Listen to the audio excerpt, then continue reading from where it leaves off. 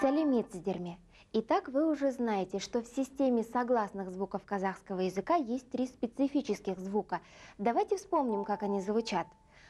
Х, Г, Н. Сегодня мы поработаем над звонким согласным Г. Аналога в русском языке нет, но есть похожее звучание. Вот, например, попробуйте слово «агат» произнести твердо. Агат. Звук «г», так же как и звук «к», сочетается только с твердыми гласными, то есть с «а», «о», «о», «а», и встречается только в начале или в середине слова.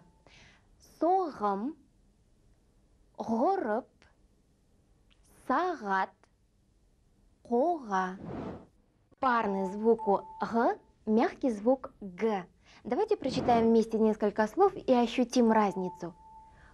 Оғын, үгін, тығын, тігін, боғын, бүгін. И завершая урок, хочу напомнить вам простенькое стихотворение. Давайте повторим его вместе. Торғай, торғай, тоқылдақ, жерден тары шоқып ап. Получилось? Значит, наш урок пошел вам на пользу. До встречи на следующем уроке. Сау болыңыздар.